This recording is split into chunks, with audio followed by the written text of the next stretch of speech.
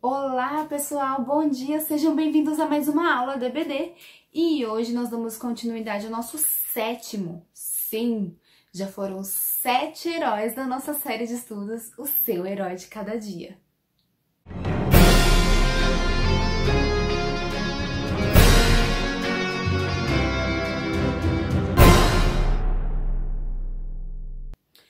Bom, então eu não sei se vocês conseguiram acertar o spoiler da semana passada, mas eu já vou dizer agora pra vocês, então, quem é o nosso herói da vez.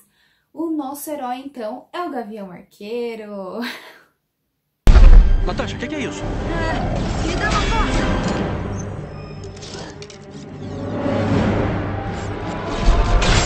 Tá na mira.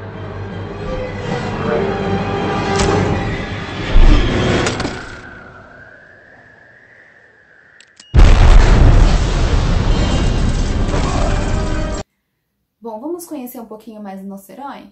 O nosso herói, então, é Clint Barton. Sim, ele é um alemão e ele é arqueiro. Ele é um extremo e habilidoso acrobata, ele é ótimo com armas e ele também é, como vocês sabem, pelo nome já diz, ele é muito bom com arco e flecha. Bom, e o que mais, Paloma? Ele é um alienígena? Não. Ele é um deus? Não. Ele é um rico filantropo? Não. Ele é, sei lá, um monstro? Ele tem superpoderes? Ele tomou um soro pra ficar super forte? Não. O nosso Gavião Arqueiro é um humano como nós. Ele ele é muito eficiente, ele também suou bastante, treinou bastante, afinal de contas ele merece o lugar dele no nosso grupo dos Vingadores, não é mesmo? Bom, e a gente fica pensando, poxa, o Clint, ele é um humano como eu. Será que ele já deve ter se sentido assim mal por estar perto de pessoas assim tão poderosas, tão ricas, tão cheias de poderes? Um até mesmo é filho de um deus? Bom, isso acaba passando pela nossa cabeça, né? Será que o Clint, o nosso Gavião Arqueiro, já se comparou com algum herói? Bom, isso nós não podemos afirmar, mas com certeza nós já nos comparamos com alguma pessoa. E nós nos comparamos o tempo todo com as pessoas. Nós nos comparamos com aquilo que as pessoas têm, com aquilo que as pessoas têm de oportunidades, aquilo que as pessoas são, a aparência delas. E sei lá, mas eu acho que com o aumento assim das redes sociais, isso pode ter aumentado, né? A gente olha assim no Instagram das pessoas, no Facebook e vê aquela pessoa que a gente segue que é linda, que é maravilhosa, que tira foto na beira da piscina, ou então que tira foto nos lugares que a gente queria viajar e tudo mais. E é difícil a gente não se comparar. Vamos dar primeiro uma olhada lá em Gênesis, para ver uma história, então, de José e seus irmãos. Gênesis, capítulo 37, versículo de 19 até 28. Vou dar uma lida aqui para vocês. Eles disseram, lá vem o sonhador. Venham, vamos matá-lo agora. Depois jogaremos o corpo no poço seco e diremos que um animal selvagem o devorou. Assim, veremos no que vão dar os sonhos dele. Quando Rúben ouviu isso, quis salvá-los dos seus irmãos e disse, não vamos matá-lo, não derramem sangue. Vocês podem jogá-lo neste poço, aqui no deserto, mas não o machuquem. Rúben disse isso porque planejava salvá-lo dos irmãos e mandá-lo de volta ao pai. Quando José chegou ao lugar onde seus irmãos estavam, eles arrancaram dele a túnica longa de mangas compridas que ele estava vestindo.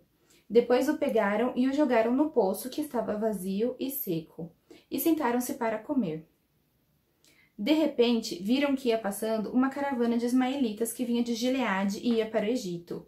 Os seus camelos estavam carregados de perfumes e de especiarias.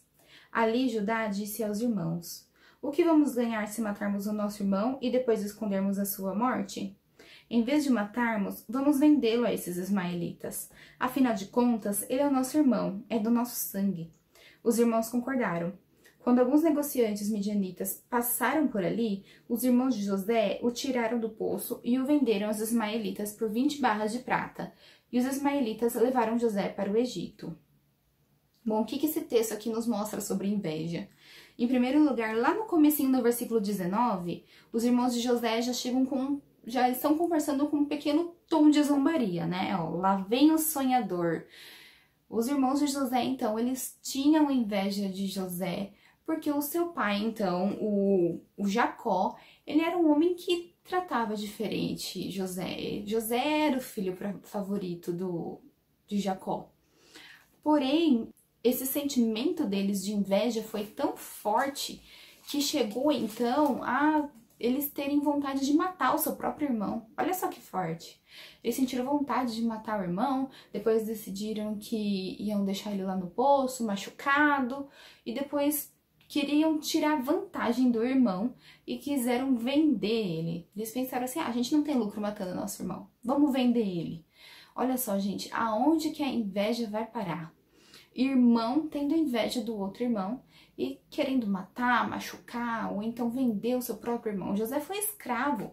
Ele passou muito tempo sofrendo muito lá no Egito. Depois ele virou governador, a gente sabe da história, e ele teve a possibilidade então de rever os seus irmãos, rever o seu pai, perdoá-lo. Mas José também não foi o único que sofreu com a inveja das outras pessoas. Saul foi um homem também que sentiu muita inveja de Davi. Vamos dar uma olhada lá em 1 Samuel, pra gente ver o que aconteceu com Saul.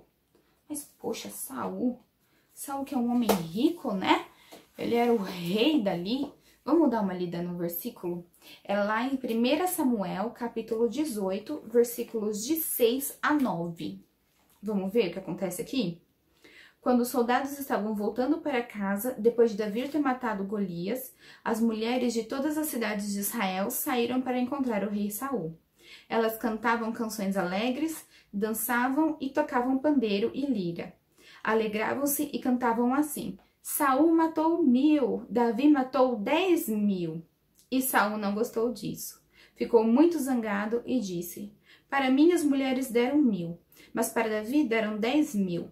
A única coisa que está faltando agora é ele ser rei.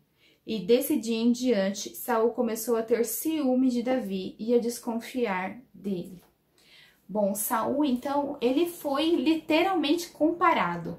As mulheres, então, fizeram essa música que Saul não gostou nem um pouco. Ele estava sendo comparado, então, com Davi, que era um pastor de ovelhas, dizendo que Davi teve mais sucesso nas suas matanças. Bem, e Saul, que era um rei tão poderoso que não precisava ter inveja de Davi, acabou então tendo inveja dele.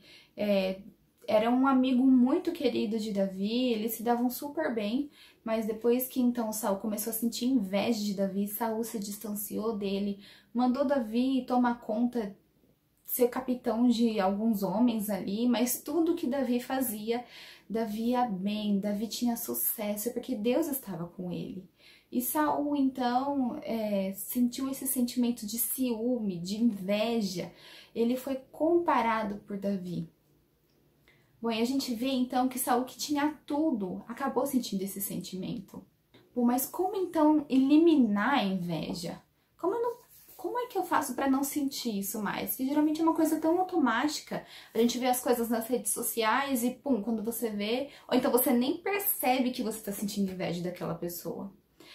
A gente consegue eliminar, então, a inveja quando a gente para de se comparar com as outras pessoas. A gente tem que colocar aqui, ó, na nossa cabeça, que cada um, Deus deu uma missão aqui na Terra. E como é que a gente descobre a nossa missão? Tipo, eu ainda não sei qual que é a minha missão, como é que eu vou descobrir? É fácil, é só você lendo a Bíblia, orando. Bom, e algumas perguntas, então, que você pode fazer é: por que eu estou aqui? Por que eu nasci? E quando você responder essa pergunta, aí sim você vai saber qual que é o seu propósito. Bom, mas não confunda ministério com propósito. Vamos então diferenciar isso daí.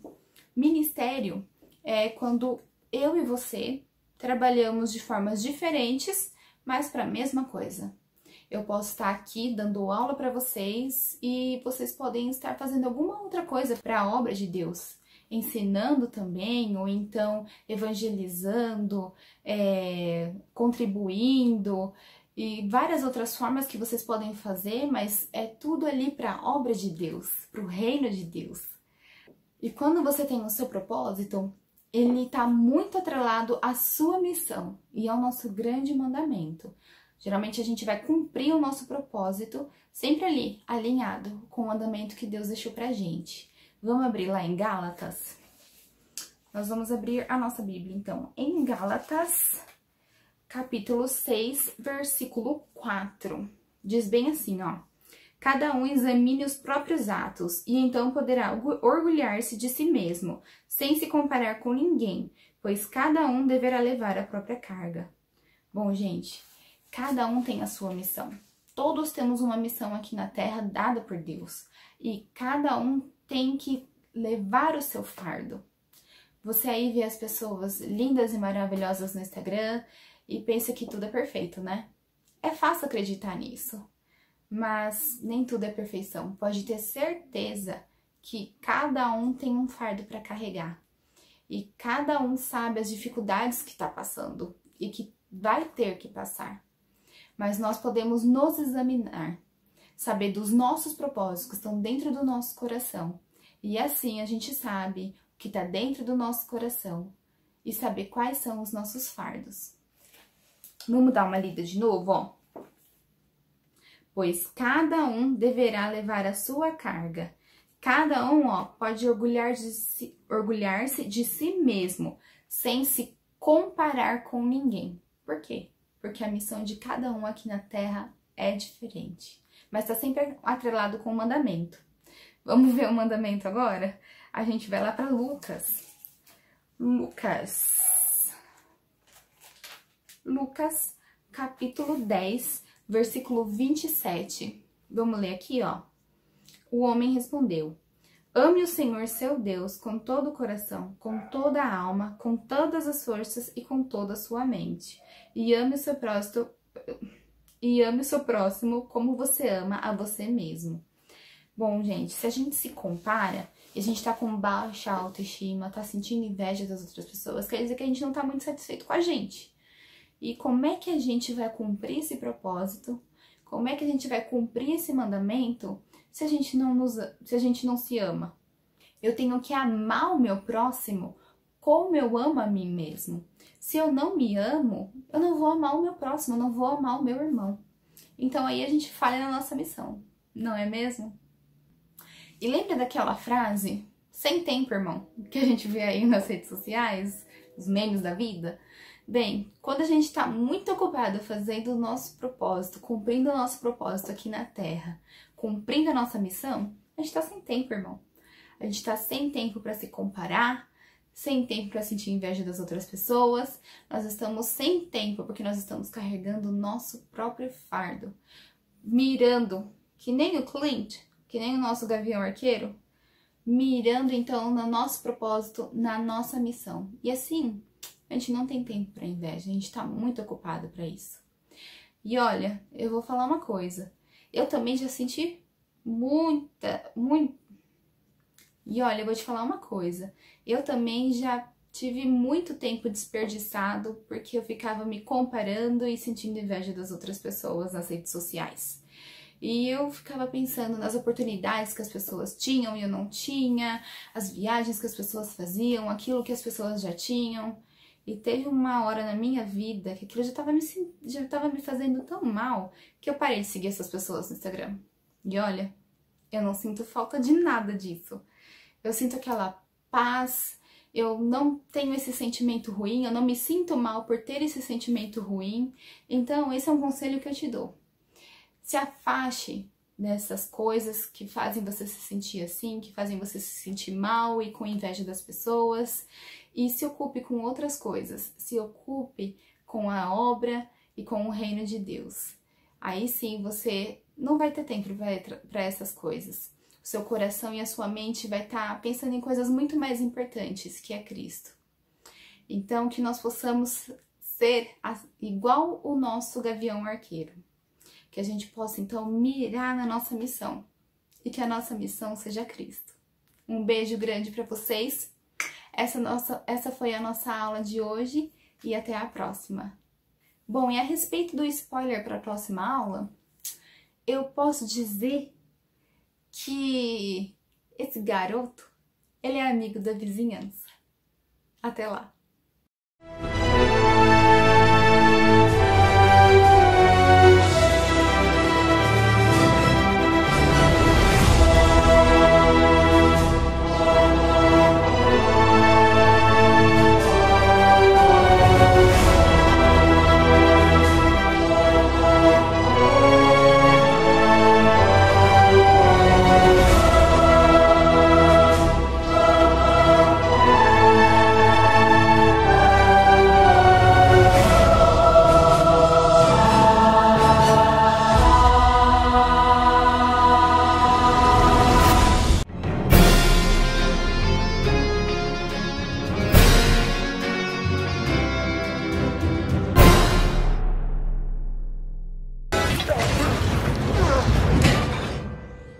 E aí, cara? Qual é, Sr. Stark? Garoto, veio de onde? Excursão pro Roma! Peraí!